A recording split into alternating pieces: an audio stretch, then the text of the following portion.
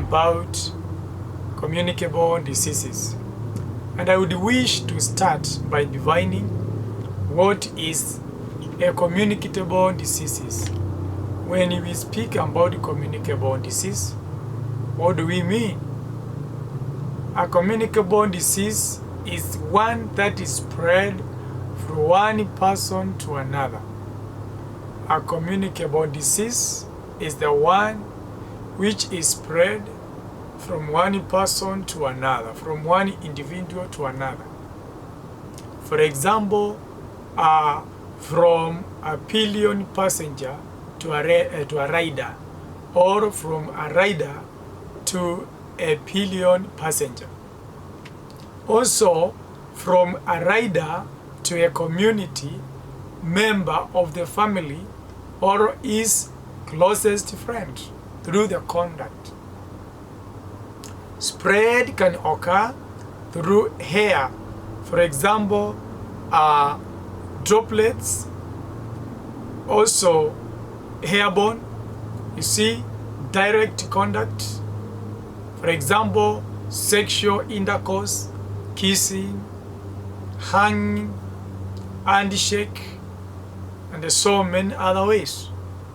It can be indirect contact, like jacket, helmets that the people wears, like the border riders, through the gloves, seats where people sit, through handle of something which many people handles. Another way is through vectors, for example, through mosquito and the tsetse fly.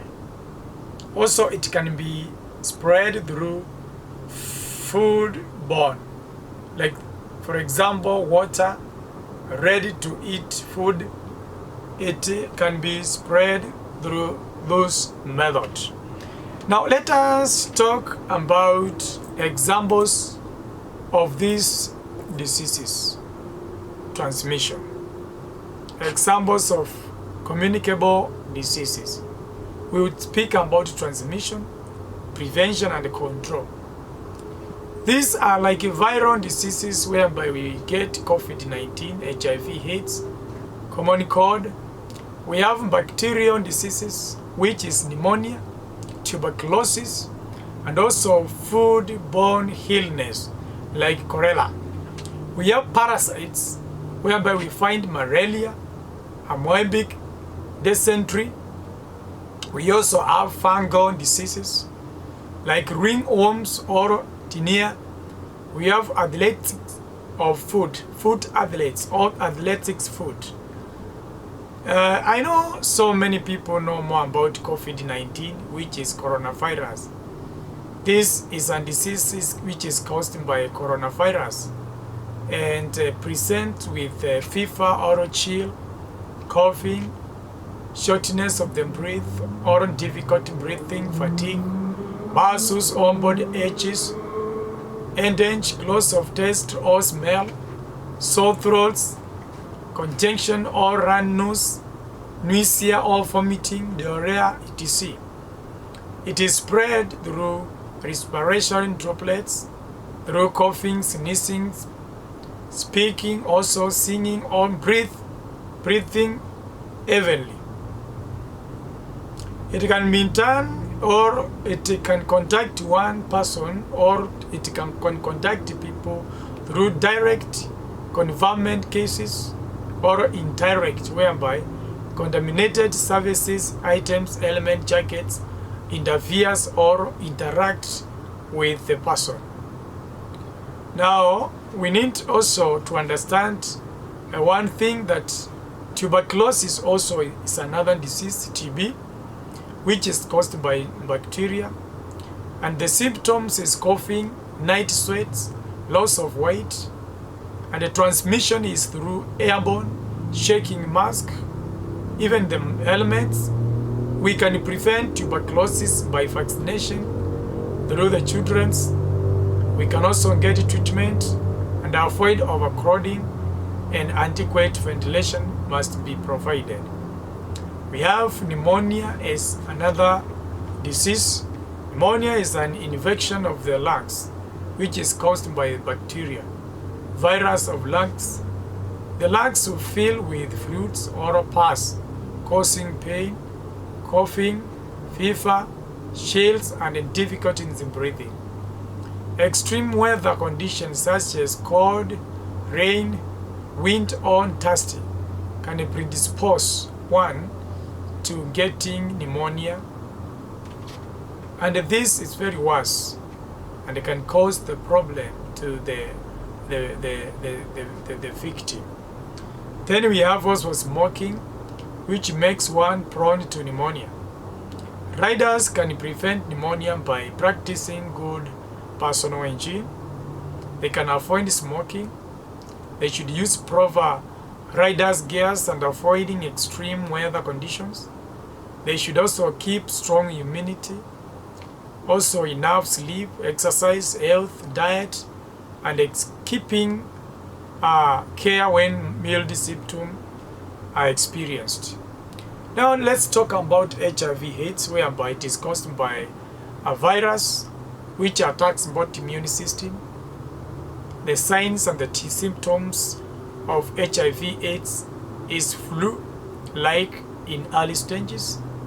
We have secondary infection in the late stages. The transmission is through sexual intercourse, through infected persons, through mother to child, blood transmission, skin passing practices, and prevention and control can be done through ABC, attending ANC, drugs adherence. We need to understand that when you have sexual intercourse with which is unprotected sexual intercourse with infected person, that is the moment transmission can be done. Then we have cholera, severe diarrhea disease resulting into dehydration. It is caused by bacteria and it is transmitted through consumption of water and food contaminated with human feces. And signs and symptoms of less watery diarrhea, vomiting, abdominal pain, abnormal pain. Prevention and control can be done through appreciation, disposal of feces, having washing, through cooking of food, clean food, and water. Let's speak about athletics food. This is a skin infection that usually affects the feet, especially between the toes. It is caused by fungus. Signs and symptoms are rashes that usually causes itching, stinging, and also burning. It is transmitted through sharing of shoes, socks, contaminated flowers, and also towel. It can be prevented and controlled through hygiene practice, cleanness of the feet, dryness of the feet, clean footwear, open shoes.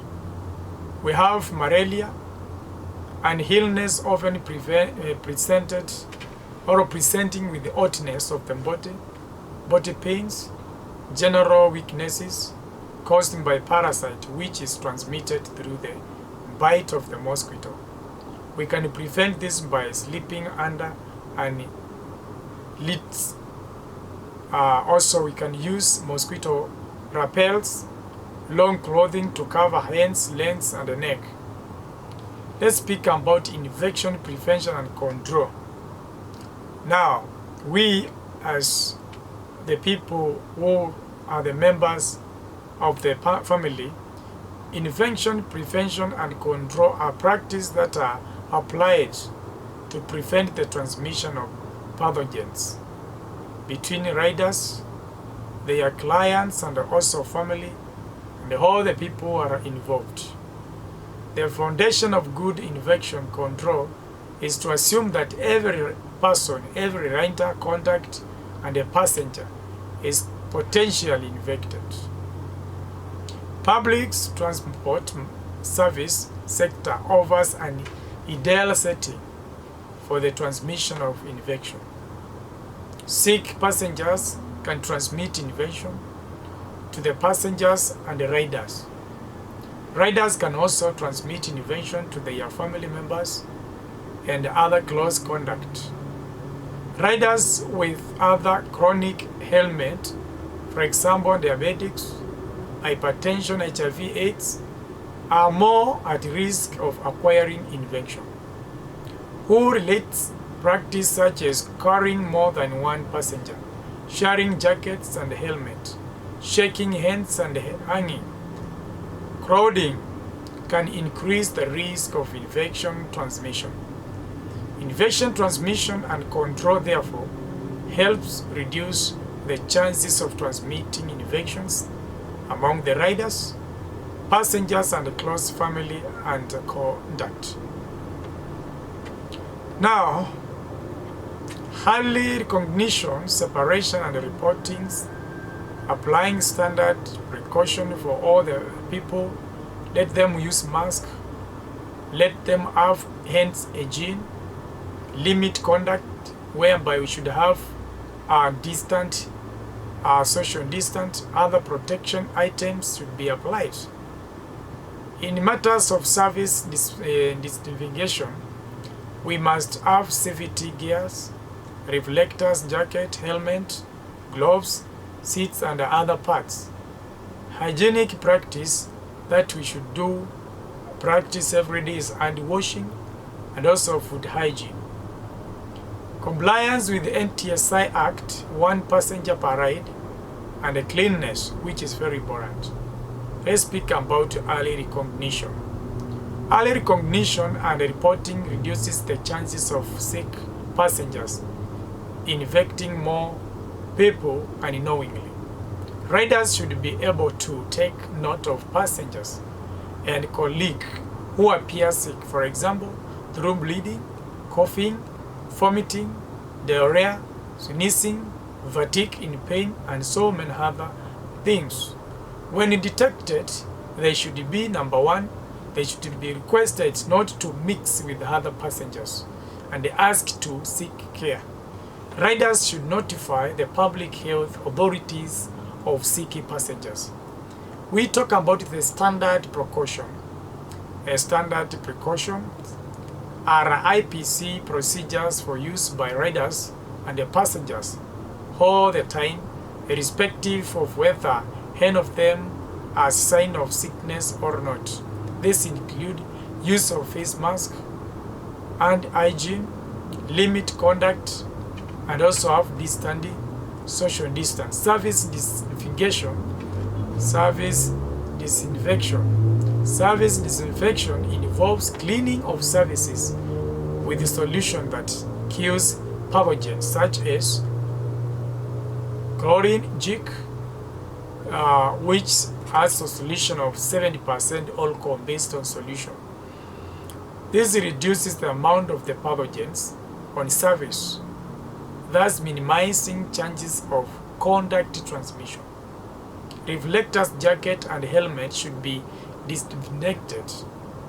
They should be disinfected in between passengers. Seats and carriers should also be disinfected after contact with passengers or passengers' item. Riders should wash or disinfect riders' gear, such as hand gloves, chest guard, jacket, helmet, trousers, and boots daily after work.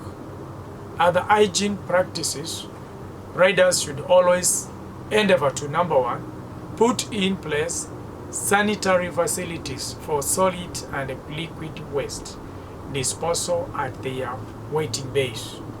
Obtain their meals from certified and sanctified people by the Ministry of Health. Also, they should do hand washing with soaps. The other thing is compliance with the NTSA, whereby the National Transport and Civil Authority Operations Public Service Vehicle Regulation 2014 requires that, number one, rider carry on pillion passenger ride, just one. The motorbike safety gear and the seat belt should be cleaned for use by passengers. Compliance with this provision enforces IPC protocols. Now let's speak about personal hygiene. What is personal hygiene? This is to practice or maintaining cleanliness and grooming of the external body. Important for maintaining both hygiene and mental health. Failure to keep up a standard of hygiene can have many implications. Body provides an ideal environment for germs to grow. Social embarrassment, which is isolation and loneliness, avoidance by clients, loss of business, stereotyping associating with the bad act and element. Types of hygiene is like body hygiene, dental or oral hygiene, hand hygiene, nail hygiene, laundry hygiene, hair hygiene, feet hygiene, toilet hygiene, ministerial and genital hygiene, curve hygiene, and all those are very important. They need to be practiced by all the people. If you need to have customers, you need to practice all this hygiene. It is good to cut our nails and also to be able to brush our teeth, wash our hands, cut our nails, wash our clothing, and even cut our hair, take to salon, also maintain a toilet hygiene. And for women, it is good to observe ministerial and ministerial hygiene, which is very important. By so doing, as a rider, you will be able to have more customers. It is good to practice this hygiene because no customer will want to be transported or to be served by a person who does not practice a personal hygiene. I know and I believe that those few points will help our riders to increase the capacity in terms of their earning. It is my hope that this message will reach each and every member of the body of riders. This is a very good industry whereby so many people have never discovered how important they are. It is my hope that you will be able to love your profession and serve people with a lot of respect, with a lot of love, and also a lot of care. Then we shall be able to minimize the chances of accidents and mistrust to our people. May God bless you.